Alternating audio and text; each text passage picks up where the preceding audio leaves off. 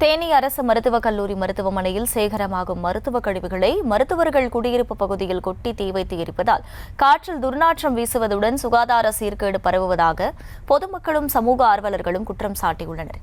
கூடுதல் விவரங்களை செய்தியாளர் விக்னேஷ் வழங்க கேட்கலாம். விக்னேஷ், வணக்கம். முழு விவரங்கள். வணக்கம். தேனி மாவட்டம் ஆண்டிப்பட்டி அருகே தேனி அரசு மருத்துவக் கல்லூரி மருத்துவமனை அமைந்துள்ளது. தேனி மாவட்டத்தின் ஏழை மற்றும் நடுத்தர மக்கள் மட்டுமின்றி தமிழகம் அருகே உள்ள கேரளா மாவட்டத்தில் இருந்தும் நாள்தோறும் சுமார் 5000க்கும் மேற்பட்ட புறநோயாளிகள் மற்றும் 1000க்கும் மேற்பட்ட உள்நோயாளிகள் சிகிச்சை பெற்று வருகின்றனர். இங்கு தினமும் நோயாளிகள் சிகிச்சைக்காக பயன்படுத்தப்படும் மருத்துவ கழிவுகள் மற்றும் புறநோயாளிகள் சிகிச்சைக்காக பயன்படுத்தப்படும் கழிவுகளை அனைத்தும் முறையாக சேகரிக்கப்படுவதில்லை. தூய்மை பணியாளர்கள் இல்லாத பற்றாக்குறை நிலவி வருகிறது.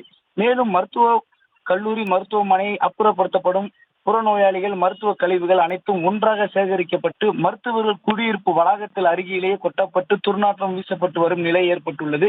குப்பைகளை தீ வைப்பதால் அடிக்கடி புகை அதிகமாக மண்டலமாக காற்றில் உருவாகி கிருமி பரவி நோய் தொற்று பரவும் அபாயம் உருவாகியுள்ளது.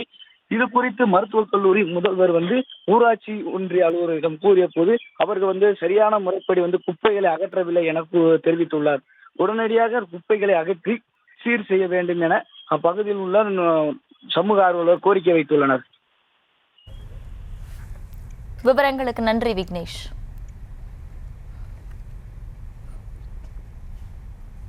தேனி மருத்துவக் கல்லூரி மருத்துவமனை என்பது தேனி மாவட்ட மக்களுக்கு மட்டும் இல்லாமல் கேரள மாநில மக்களுக்கும் வெகுவாக பயன்படுது.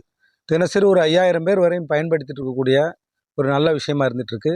அதனுடைய மருத்துவ கழிவுகளை கையாளுவதற்குன்னு சொல்லி தனியாருக்கு டெண்டர் விட்டுருக்குறாங்க. அது தனியாக நடந்துகிட்ருக்கு.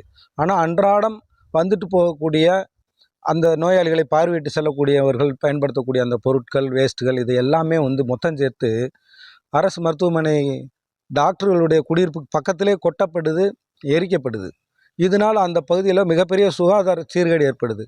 அந்த பகுதி திருமலாபுரம் ஊராட்சிக்கு சொந்தமானதாக இருக்குது. ஊராட்சி நிர்வாகமாக இருக்கட்டும், மருத்துவமனை நிர்வாகமாக இருக்கட்டும், இரண்டும் தட்டி கழுப்பதால் மிகப்பெரிய நோய் தொற்று அபாயம் இருக்குது. இதனை விரைந்து அரசு தலையிட்டு தடுக்கணும்.